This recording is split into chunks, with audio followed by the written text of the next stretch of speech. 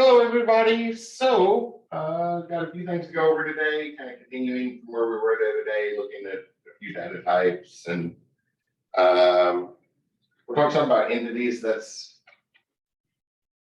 word's going to be kind of important as we move forward here. We want to make sure and identify them, and then the first assignment I didn't notice till this morning. The first assignment that uses the word entity does not use it the way we're going to use it the whole rest of the time we're talking about databases. So that seemed a little deceptive, so I threw that on the list. Wanted to make sure we talk about that today. There's a module 2 assignment where they use the word entity, but they keep using that word in the assignment instructions, whoever wrote those assignment instructions, and that's not the way we're going to use entity for the whole rest of this class or anything you do with databases afterwards. So I'm not sure why that was used as the introduction, but so look at some stuff with that. And the big thing we're going to do with that is that's the sort of diagrams we're going to draw. We'll use entity relationship diagrams to plan out our databases. Actually, I probably shouldn't zoom out on that because that probably showing a good, the stuff on the board would be a good size. Let's start talking about keys today as we begin working with databases. We're still fairly early, and that's going to be an important thing. I might have to reference, I went and copied a couple reference materials because what I normally do in data with primary and foreign keys is not good form, I guess is one way to put it.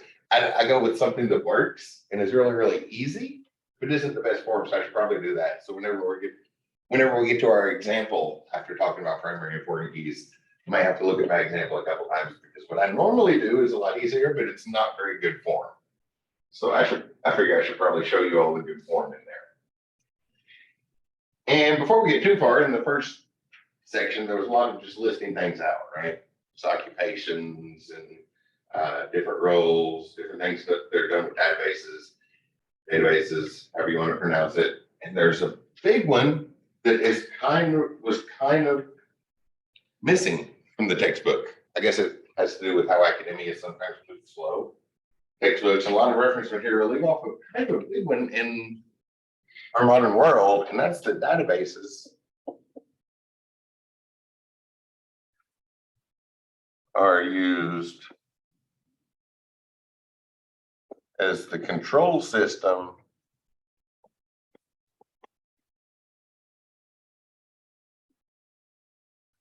in IoT projects. I'll just leave IoT. Is everybody familiar with that word? Internet of Things. I see heads nodding in the classroom. I can't see head nods on the Zoom call, so I'll do a quick summary. That is connecting all of our things that are not computers to our computers across the internet so that we get more functionality out of it. A couple of my favorite examples are automating the coffee pot. That way when you're on your way home from work after a long day or something, you push a button on your fresh pot of coffee waiting for you at home instead of having to wait another 10 minutes or so. Or put a scale on one of the shelves in your refrigerator, and then if your phone's GPS says that you're at the grocery store, and that scale is measuring kind of a light weight, it can remind you to get milk or something. That's an easy one to check. We get that tying all of our stuff that's not computers to our computers to get that more functionality. So on one side we have the house with all that, all our appliances in there, and then somewhere in there is going to be a control unit. A microcontroller or SBC, or there's other ways to do it. Those are by far the most popular. But some sort of control unit handling all the electrical switching on, turning things on and off, reading sensors and sending that back. And somewhere else out in the world is where you're going to be standing, maybe with your phone control, stigma with the phone, just somewhere else in the world, needing to do something in your house. And the standard way to control that is through a database. We haven't talked about it. Has everybody heard of UML, Unified Modeling Language? International Standard of Communication. Okay, yeah, I see yeses everywhere. I think a bunch of y'all have had me in class before. In our modern world, there's a lot of international communication about technology, and we don't all speak the same language, so we have a pictorial-based language. This is the symbol for databases. I usually draw it quick, but it should be something like this. Let me see if I can do a really good version of it. Something like that. It's supposed to be a stack of disks. I've heard that it refers to like a stack of the old reel-to-reel tapes, the great big 1-inch magnetic tape. But that would be seriously out of date by the time UML was created. You could think of it as a stack of disk drives, but some sort of stack of disk represents the database. So somewhere, probably on the internet, out there in the cloud, we have this database, and the tables in there relate to the pins on that controller. And then also accessing that same database is going to be a website or a mobile app.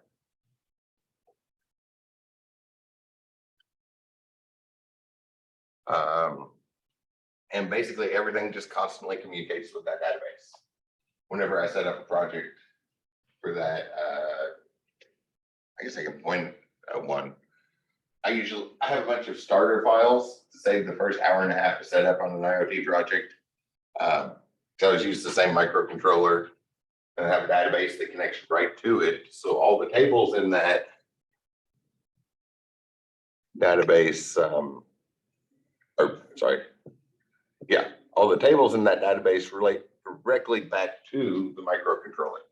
So we'd have GPIO pin number 1 or pin 2, pin 3 for a generic version. And realistically, we're going to know what that's connected to, right? Like maybe pin number 2 here is connected to our blender. So realistically, we would probably call that column blender. And then we can constantly keep track of the state of everything by looking at the database. When I set one up, and usually it starts with, I'll do something like it checks every 15 seconds, both the microcontroller and the website. If you hit the refresh button, obviously it's going to check it. But otherwise, as long as that website's open every 15 seconds, it checks the database. Same thing for the microcontroller. So if we wanted to turn our blender on, maybe there's currently a 0. Everything's, the little mobile app is showing red on the blender, it's turned off. We push the button, that changes to a 1, and within a few seconds, the control unit's going to check the database again and see that blender should be turned on. So databases are also commonly used as the control unit to tie that together, because it's really easy. All we do is change the state of that, or something that can be even better is instead of just changing that value, we just add another row, and then all of them are just constantly checking the last row.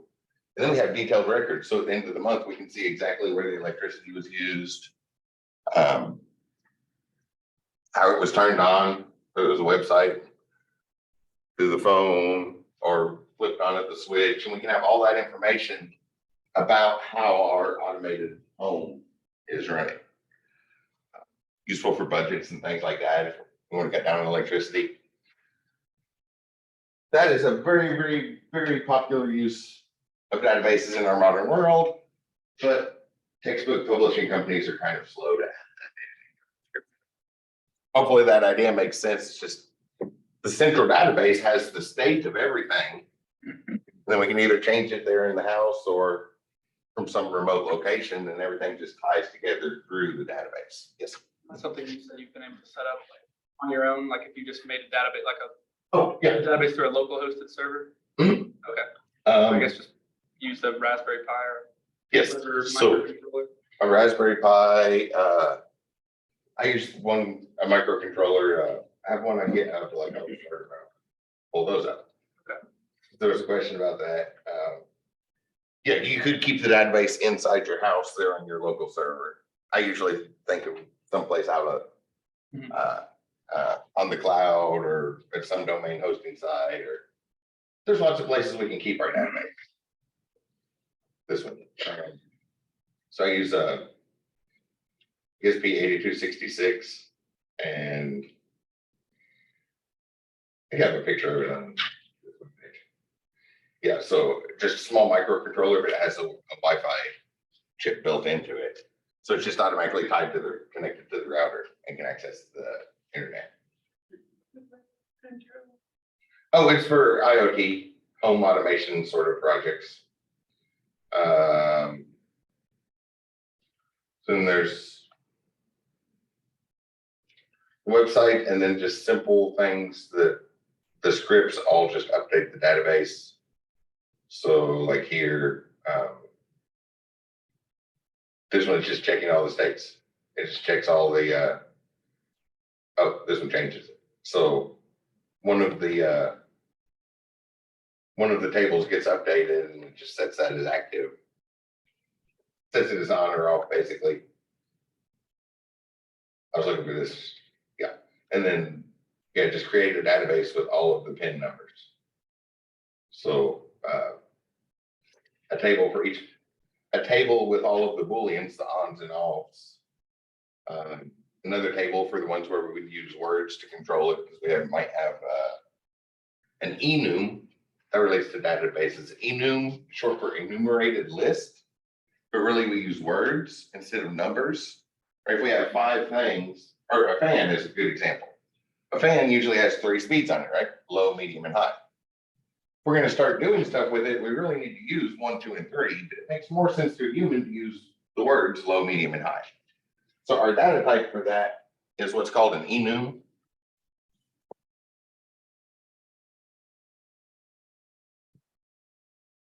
Enumerated list, but just think of it as a short list. Instead of just someplace where you can add all the words you can think of, there's a short list, 5 or 6 words that you can choose from. So a table that has all those text controlled ones. Table for access records, and then a table for all the input data coming. And this is just the starter files, so like they're all PIN numbers right there, but go in it. This is to save time, so when actually making a project, I go into like the create table one, and instead of calling it PIN number, I might give it a more useful name, like blender or coffee pot or water heater or whatever it's controlling. But it is still that central location. The database coordinates everything together. Basically in live time, because I usually start at like 15 seconds. Sometimes I've slowed it down to like 30 seconds or a minute, because it's not in any hurry. But really, we could do that as quickly as our devices can recheck it, can reload a web page, basically. As quick as a reload button works on a web page, we can check it that quick over and over and over again. So we could always be up to date, basically.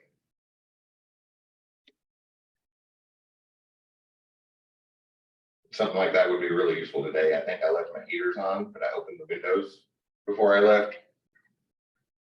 I was excited about it starting to get nice today, so I opened the windows, but I don't think I turned the heater on. Or I don't think I turned the heater off. So it'd be nice to be able to just turn my heater off from the phone. So I'll probably set it up so I can do that soon. Just one more very useful application of databases.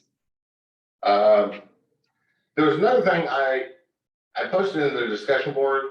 I think I saw it like 3 times. People were looking at different roles and stuff. It mentioned a bunch of them, roles requiring bachelor's degrees for the position. And I actually have a really good story about that.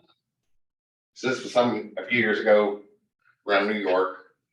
Several companies were needing data analysts. They didn't use that term, but they needed data analysts. So they started putting out flyers, and they didn't bother to check with any computer people. The HR department just said, okay, this is a computer job, so let's see if there's probably computer scientists know that. So the job requirements said bachelor's in computer science. And around that time, I guess around that time, it could still be the same way, but at Columbia and NYU, the big schools in New York, people weren't taking, SQL was an elective for the computer scientists and they weren't taking it. They were choosing a different elective, or maybe it wasn't even running at that time. But people would show up to the interview and the interviewers would ask them to write some SQL code. Really simple things like display all the data that's in the database. Like select asterisks from table sort of queries, the most basic things, and people didn't know how to do it. So these HR people, without looking further, just assumed, well, maybe that means SQL is not something people learn with a bachelor's degree. So they increased it and said, okay, the job requirement's a master's degree. And people were still showing up and not able to do SQL, because by the time they got requiring a master's degree for somebody to do simple SQL queries, I think a lot of the applicants were just straight offended and just leaving the interview. But they still weren't able to find people that could do basic administrators and analysts for their relational databases. So what they do, they upped it again. And then they started asking for PhDs because they thought that was how high of a level you had to get in order to know SQL. And finally, somebody with a PhD told them, you're looking for somebody that's had like 2 classes at a community college, not even a degree. So data analyst is particularly notorious on requirements being all over the place. I think I saw it like 3 times in the discussion board, and I put a link on there. But I think most everybody had posted by that point. Bless you. There's different sources, and this field is definitely one that the degree requirements are all over the place. So when I pulled up that link that I put in the discussion board and looked at that, I just did a Google search for the thing. So that's going to be a dynamic link. It returns different results, depending on when you click that link. It actually runs the search, that analyst job posting.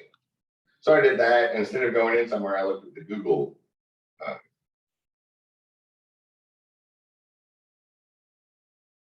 I looked for it locally, but I was click this one. So looked at the Google search results instead of going into one of the job postings.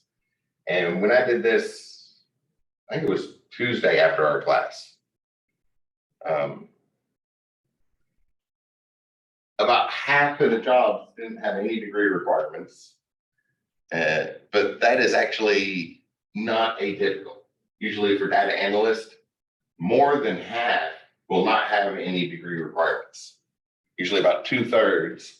And then of those remaining ones, about half of them require a 2-year degree and half of them require a 4-year degree.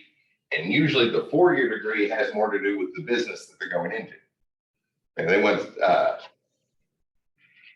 for whatever data you're going to be analyzing, they need people that have got up to that data. So we start looking there, bachelor's degree. Some of them just looking for experience. Yeah, so this is what you see more often. They want somebody that knows, they just want somebody that knows how to work with databases and not necessarily a degree. So there'll be an experience requirement, but nothing about a degree.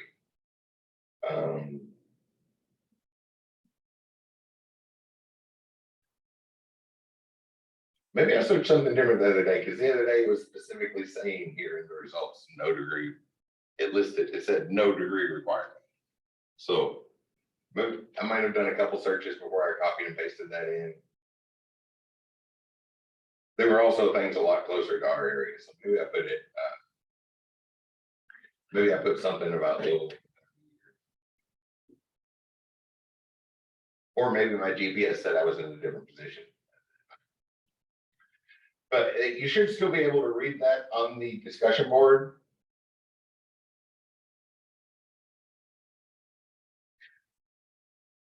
Yes, some place in the chat room, some places will completely pass if you don't meet the degree requirements. And a lot of places will not though. A lot of people are just nerd. They see that they like the job asks for a bachelor's degree, so they don't look any further into it. But they don't necessarily require it. It stops a lot of people from applying, even if it wouldn't matter. And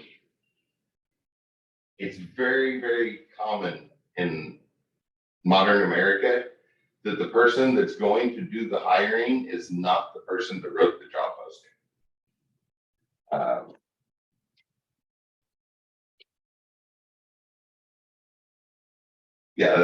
Usually the person that's going to do the hiring manager, or the person that's going to be the supervisor for the position being hired for. At most companies, all they can do is tell the HR department they need to hire somebody, and then somebody from the HR department writes up the posting. So it's very common to get a lot of inconsistencies.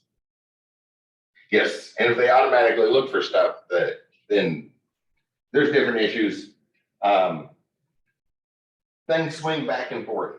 If you see a job that you think you qualify for, it's usually best to go ahead and apply anyway. Oftentimes you can ignore the degree requirements and apply anyway. And if they're strict about that, then worry about it when you know they're going to be strict. A lot of them just put it in there.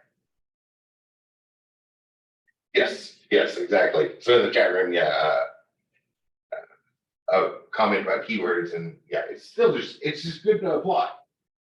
Send your application, because the worst they're going to say is no, and that's what's going to happen if you don't send an application for sure. So if you see something that you think you would work for you, you want to go ahead and apply. But data analyst positions and database administrators are notorious and infamous for overshooting the qualifications for the job. And I like to refer to that New York one it was a few years ago.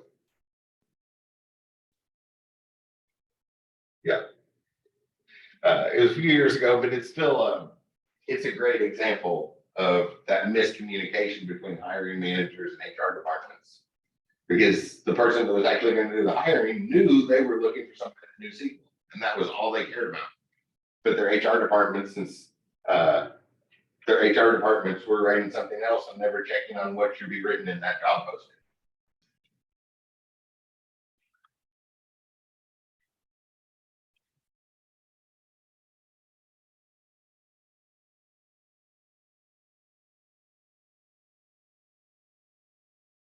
Let's see. So, that was the previous stuff.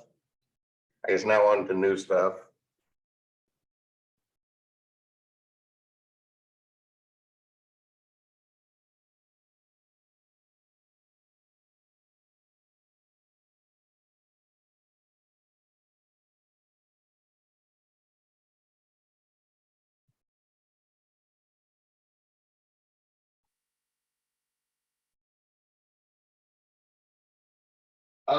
One thing that happened to me this morning.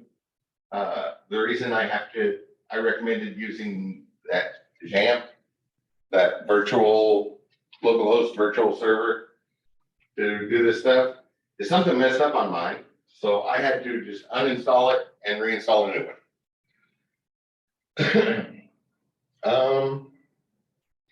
What's next on the list? Okay, so more stuff about data types. There's lots of data types in there.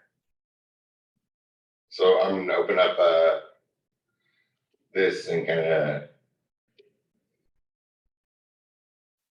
pull this up. For some reason, this morning when I was in the office, I was doing something else, but I needed to start MySQL, and it just would not start. I hit the start button, and a whole bunch of red words would show up there at the bottom, and then the start button. The start button would automatically cancel itself out. It would never connect on port 3306. Probably could have dug through config files or something and figured out what was wrong, but I just went over to the control panel and uninstalled it and reinstalled a new one, and it worked fine. The nice thing about virtual machines, really, really useful. So if you start hitting problems, remember you can do that. First thing is just delete the one that's there and start a new one.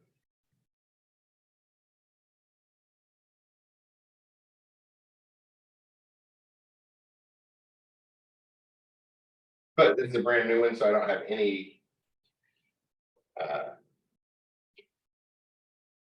databases to work with yet. So let's make a new database. I'm going to call it March 30, end of March. March end. That seems like a good name for it. And then you choose the encoding and all that stuff if you wanted to change it. But for the most part in our class, it'll be fine to just leave it in the default settings.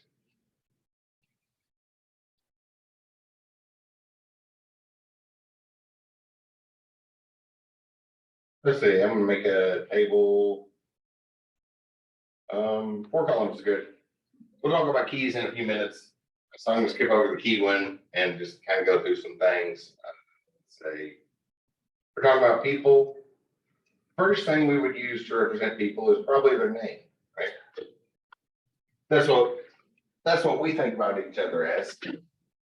So it's a good thing to think about. And that's what we're going to get to after a break today. So I want to explicitly talk about the kind of lean towards that. Not just the data that we're using or the data types that we're using when we create our table, but how do we get that? How do we get to those? How do we choose those? That's the stuff with the entities that we'll be talking about before long.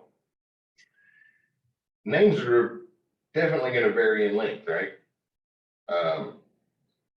Some people have really short names, some people have really long names. Some people have different names than they actually go by. There's a lot of variance there. So like we saw the other day, our go-to for text is usually going to be bar chart.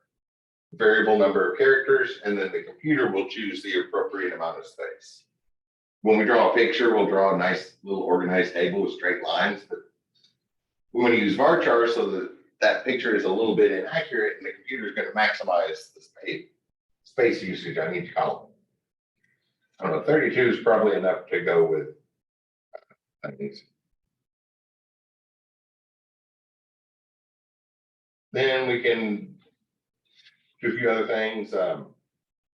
Sticking default values. Hopefully y'all have looked through some of what's on this, right? If we scroll to the right, there's a lot of different things. Stuff about collating. I don't know if we'll get to talk about that for long, but different attributes we can assign to it. This checkbox here represents not null. That's going to be an important one coming up very soon as well. those out of the way for preview. Notice it says name, not null. So that's a restriction that we're putting on that name column. We cannot leave the name column.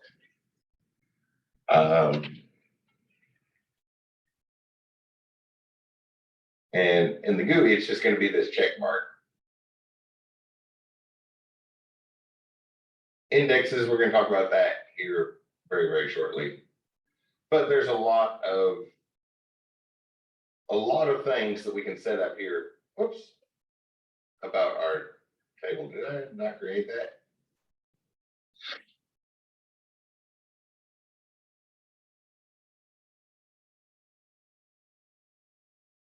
Oh, apparently I didn't. Whoops. Be careful not to hit the back button while you're in the middle of doing things. So name, representing person's name, they're all different lengths. But I'm gonna guess 32 characters is probably enough to handle most anybody's name. Anybody's name is longer than 32 characters, so probably used to having their name truncated anyway.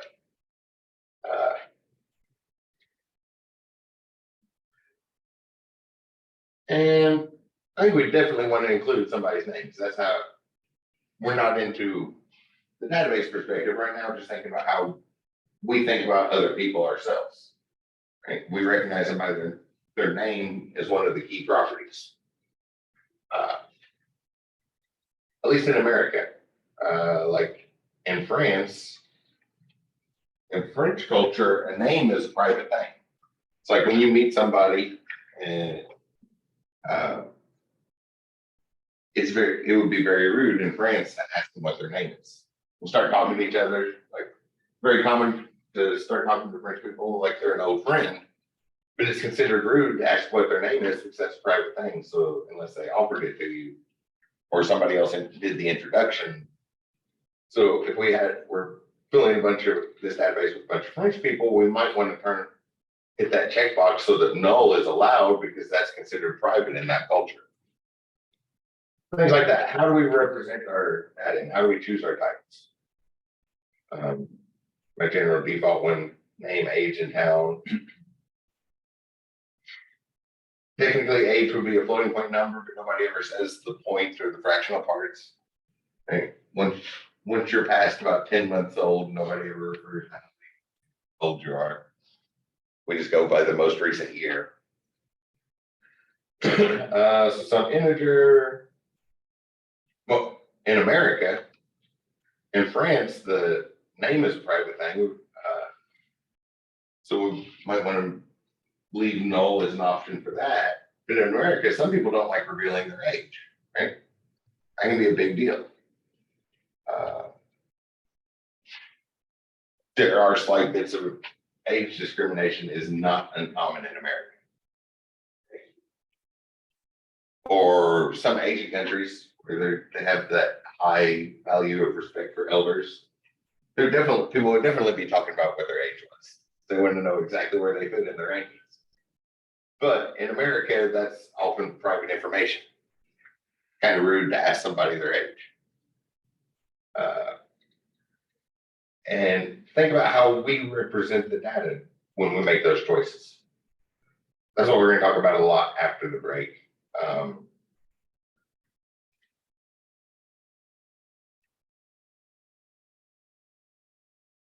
Town somebody lives in, that I'll just do varchar again, probably 32 characters. And that can fluctuate, right? Some people are just completely transient. So hit that little checkbox, which is behind the Zoom thumbnails over here. I should move these out of the way. They'll be completely out of the way over on that side. So we hit that checkbox and that allows us to just leave that value null. We don't necessarily have to have something there.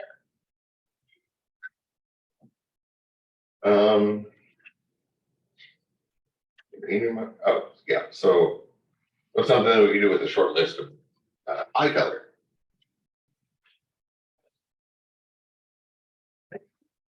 Yeah, I was just looking for something that we'd have a short list of. Because there's not a lot of variance in eye color among people, right? What about the people who have two different eye colors? Oh, that could make our short list. Because some people have like one color and one eye and another and another one. but at most, we would have Plus, some people's eyes look like it's made up of two, like a mix of two different colors. people would usually still claim a color, right? So we would set up a short list. So brown, people could have brown eyes, or it's fairly common to do the enums in all caps because they're like constants. And then we just throw in a comma separated list here. So like brown, blue, Wait, if you're doing a green. list by color, what was the name of that disease? Oh, there's a bunch of them.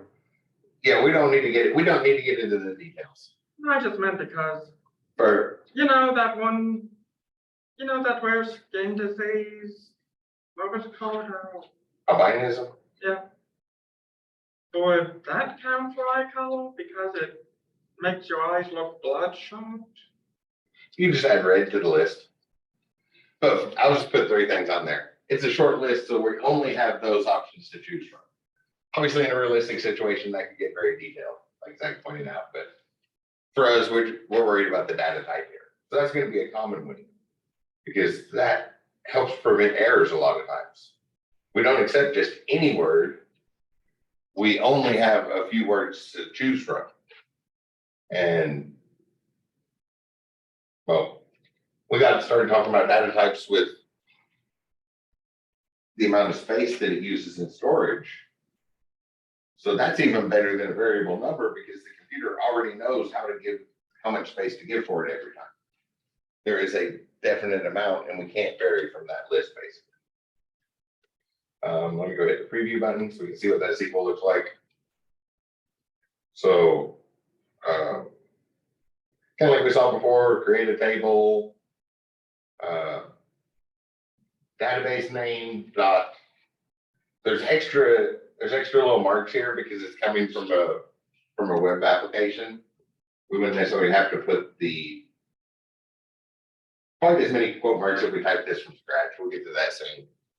But database name dot table, and usually we can leave off the database name because we've already navigated into the database we're working with. Set up a name, not null, so we have to put a name there. Age is an integer, and it'll be fine to leave that null. We can leave that empty. Same thing with town. People might move. Some people might be transient. Some people might be planning on moving very, very soon when they give us their data. So there's like, well, there's no point in saying that I live in Jeffersonville right now when I'm going to live in Jeffersontown next week. Things like that. And then eye color, the data type is going to be enum, and we have to choose one of these values.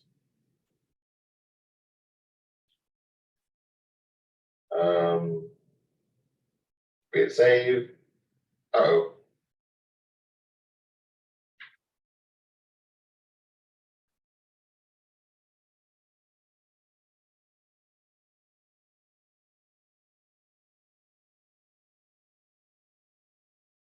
I was saying there's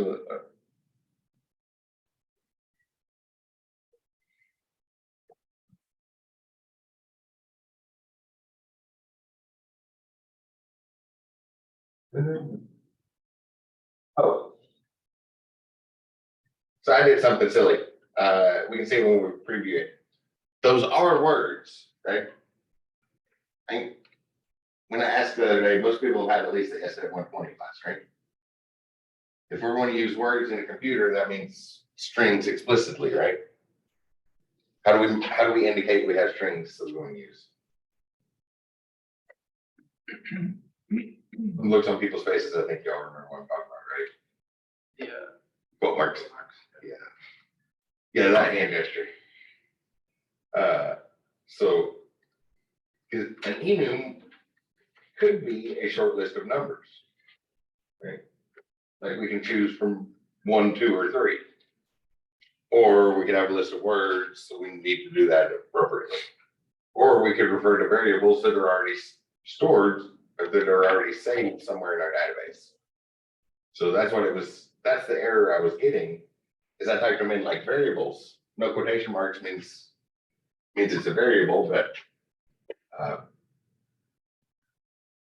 for us, variables will be something we talk about at the end of the semester, like the odds and ends, so we get to it around module 7 after we've covered all our main content.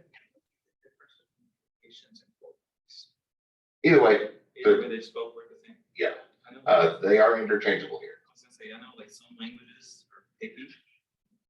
Yes, so they are interchangeable here, which I guess brings up a good point.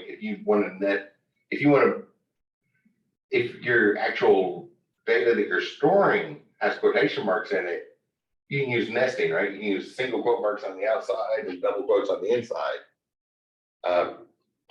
I highly recommend against doing that. Always using escape tables. Do backslash quote for whichever one. /s or something. Python. Yeah, just like Python. So if you use backslash and then actually put a quote mark in there, it will, that's one that works everywhere, but they are interchangeable in SQL. For those who haven't encountered a place where they're not interchangeable, usually the double quote marks go with strings and single quote marks go with individual characters. So a single quote mark actually represents a number in that case, a Unicode value, which is very different than a string, which is an array. But that's a complete side point. Great question. So then we got our created our table, and we can go put some data into it. Somewhere, I think. Browse. Oh, the insert tag. There was a recent PHP My Admin might look like it's a few years old, but they haven't really. That's just the style sheet. They haven't changed. The buttons do move. Like there used to be a little pencil and some other stuff right over here when we viewed the table, but I don't know where they moved that button to. I tried to Google it and they said click the button that says change next to your table, but I don't see a button that says change next to the table. Maybe we want to put dirt tag in here, but they moved the insert button, which was right here in this, used to be in this row, up here to this tab. So it looks old, but it is still highly maintained and updated software. Like it's very, very popular. It updates several times a year. A lot of the stuff we saw before, but notice on the enum, we get that drop down. We can only enter those values. So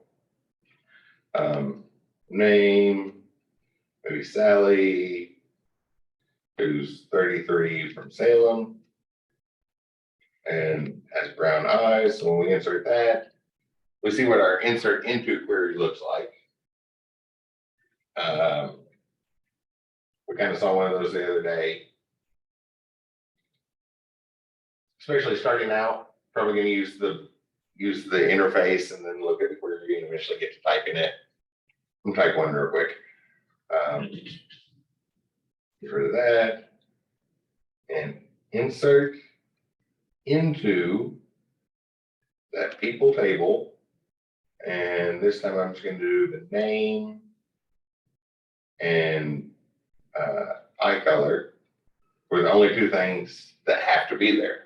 The other two null or acceptable. So I'll leave those off. And when I send in the values, and it goes in the same order. So maybe somebody named Bob and I think green was on there, wasn't it? I'm going to highlight this. Oh, for those who kind of show you what I just did, instead of using the mouse, because that's kind of slow and clumsy. We don't have very many buttons. Home and N key are incredibly useful. Yet I usually go hit N, and before we had a mouse, or before we had a mouse on our computer to highlight stuff, we hold down the shift button and use the arrows and stuff like that. So if you go to the end and then hold shift and push home is a really quick way to highlight an entire row. for copy and paste. Then Control C to copy, I think, most everybody knows that. Insert that one went in successfully. And let me, the reason I copied that was to put this in here and say something else, name and town, and I color, so then maybe add Jeff from Jeffersonville. And, oh, well, like Zach pointed out, maybe Jeff from Jeffersonville's an albino, so he's got red eyes. We're trying to put red, trying to list that here. Says it worked. But okay, no problem. Do that stuff in there. But if we go look at our data, notice that it didn't go in there. It doesn't throw an error. It's just not on the list, so it doesn't know what to put there. And just throws in a blank value if it's not on that short list. A couple of things that are allowed to be null. Maybe one more insert query. I like to throw error messages when we do stuff in classrooms. Is textbooks, and you go look it up on a website tutorial somewhere, they're going to show you a nice finished product, and not what could go wrong.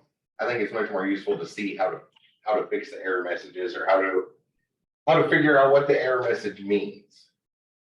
Let's take out the name. Maybe we know somebody's age and their eye color. Somebody who's 22 years old and has blue eyes.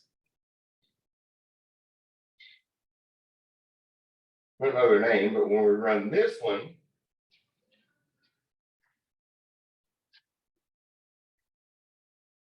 I did put not null on name, didn't I? I was expecting an error message. Oh, it just left it blank. So see how we don't even get, if we get things wrong, it just leaves a blank spot in the database. It might show everything's okay. I was expecting an error message on that one, but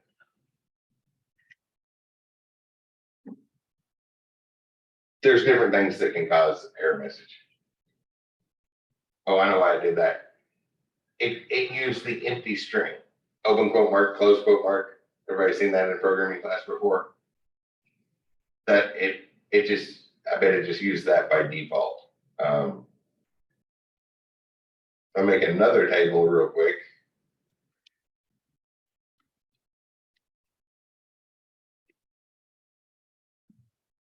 Create table,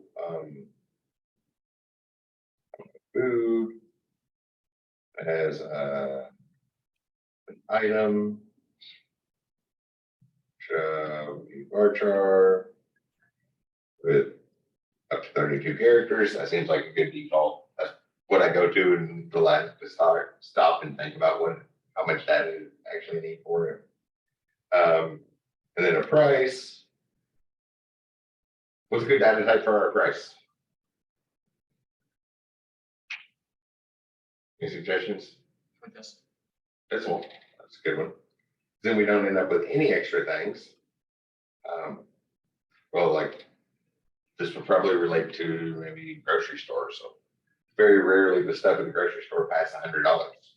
It does sometimes, right? Like expensive wine or expensive olive oil is the first thing popping in my mind. So there are, if we go to the grocery store, there's definitely things that cost over $100. Most of them don't. So we might need 4 digits, which means we need a total of 6 and then 2 afterwards. And I'm going to put not null here. Let's see if this one throws the error I was expecting a moment ago.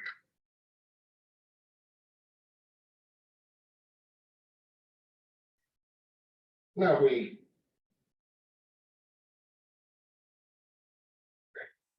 now if we go to put stuff in there,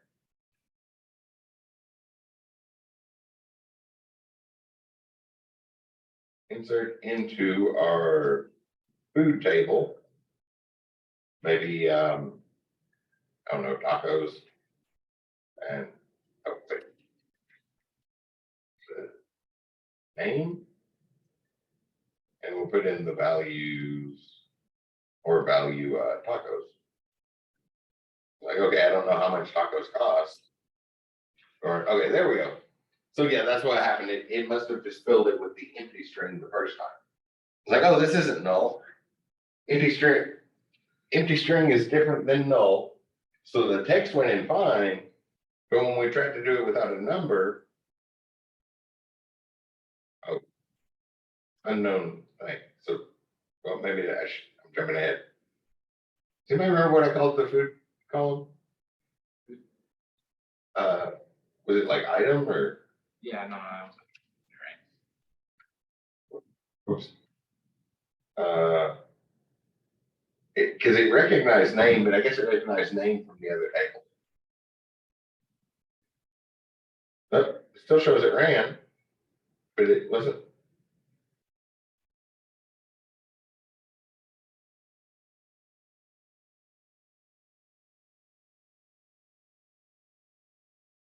But it was able to fall back and come up with a default value. So when we say something has to have a value, a lot of times it'll put something there. I was expecting an error message on one of them. We'll probably see an error message on that before long. Because in this class, we want to do things with a bunch of proper form, make it look nice, do it all the proper, learn to do it all the proper way. Which is actually why I went and copied a couple examples for the thing we're going to talk about after the break, because what I normally do is not good form. So I probably shouldn't show you all how to do that. It's a little easier, but you'll probably stumble across that on your own anyway. Multiple ways we can do things, and it is an active thing. We're going to get used to this, or it's a new type of organization, right? It's different than the way you would normally do it. It's more rigid and rules to follow. Usually, if somebody says organize stuff, we all have our own way of organizing stuff, right? We know what that word means. So this is following somebody else's organization scheme, is what throws a lot of people off.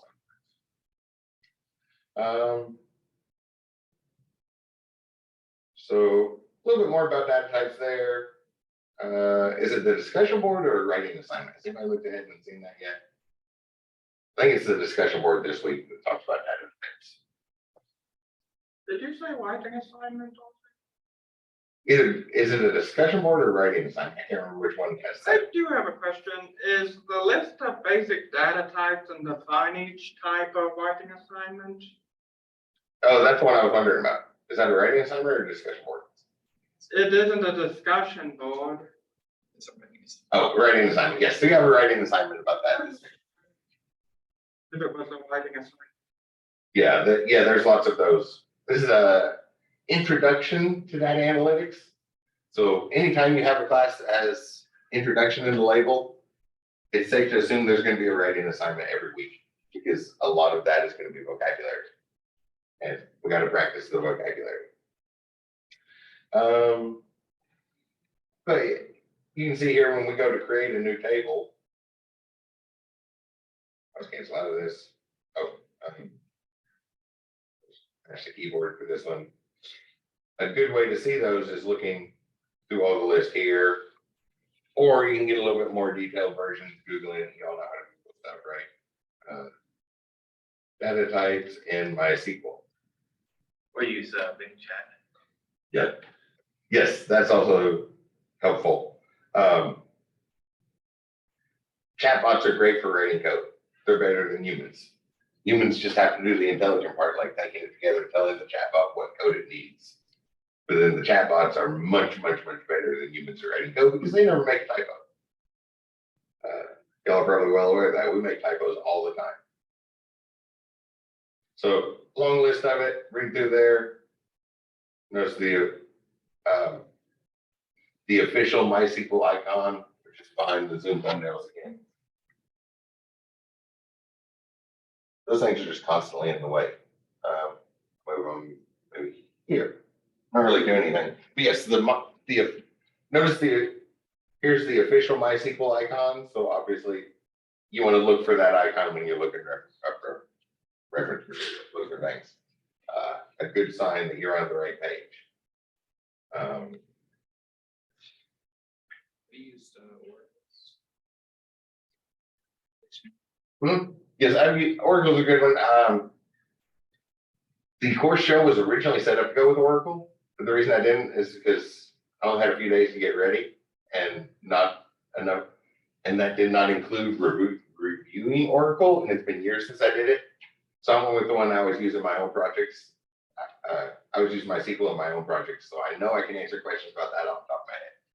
Oracle stuff, I'd probably have to look up quite a bit of it. 80–90% of it is exactly the same as MySQL. But that 20% that's different, I'd have to go look up. I was going to look for the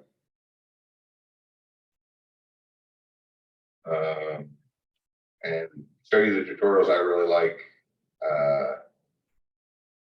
What's a good thing to search for? I'm sure it's here. Create table in SQL or MySQL. Tutorials by Microsoft. Grammys. Grammys usually has good stuff. I was looking for the ones that I really like for database stuff. I don't see it. DigitalOcean. So maybe if I put MySQL. In MySQL, whoops.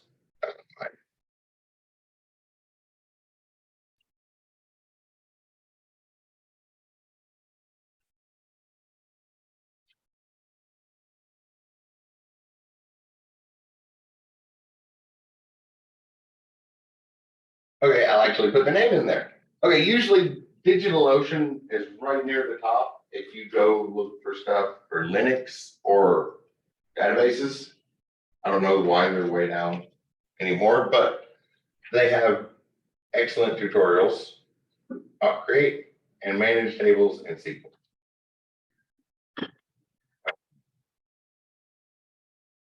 And if you're not looking closely and start scrolling, you will recognize DigitalOcean because they have the dark blue code examples. I usually do that. I'll start clicking on things and then scroll down and look for the dark blue code examples. It's like, okay, here's the sites I like. So that would be my recommendation for one of the first tutorials to look for is DigitalOcean. They have the code examples, the copy and paste button, but while you're learning, it's probably better to look at the example and go type that in. Make little changes, figure out which parameters you can leave, you have to put in and which ones you can leave off, all of that stuff. But this site, I think they have the best Linux and MySQL.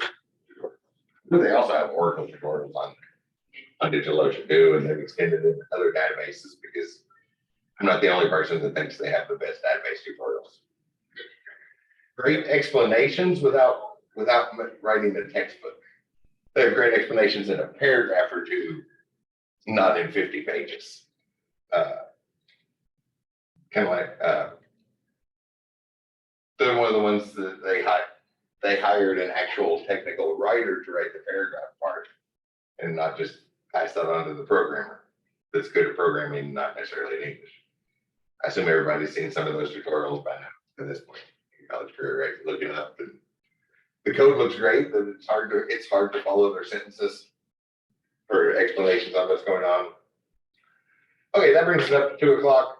This is something you're going to want to kind of click around on, and this list right here, if you just make it something a table to be deleted later, you have the list of the data types for when you get to that writing assignment. Otherwise, I want to drive back on there. Yeah. Your question there? What do we use on the other two assignments? What other two assignments? Create a conceptual view of an entity. I should say in there what to use in the instructions. And set up MySQL and ONDB. Oh, that's the one we're using for the examples. It says what to use on all of them. It's in the instructions. Should be spelled out in there. Does anybody have any questions? So we're restricted on class time, so obviously we can't talk about every single data type. If you want to go through that list, look up. I think that writing assignment said talk about 7 data types, so I can't remember, I didn't count how many we looked at in class, but tried to do some we didn't look at in lecture. As well as some of the ones we did, because I definitely tried to look at the most common ones. Probably a good time to take a break though. 10 minutes sound good to everybody? All right, so my laptop says 2 o'clock, so we'll get back to it at 2:10. So in just a minute, and then we'll talk about primary and foreign keys. This is the next thing on the list.